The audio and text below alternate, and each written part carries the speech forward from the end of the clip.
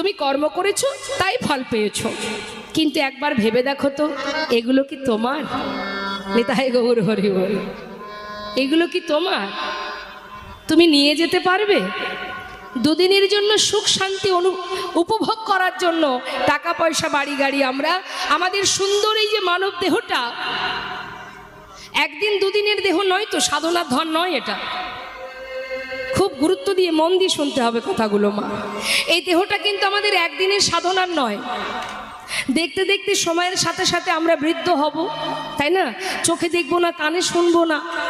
তাহলে এই দেহটা এটা যদি আমার হতো, তাহলে এটা ছোট থেকে বৃদ্ধ পর্যন্ত আমরা একইভাবে যত্ন সহকারে রেখে দিলে আমাদের একই রকমই থাকতো।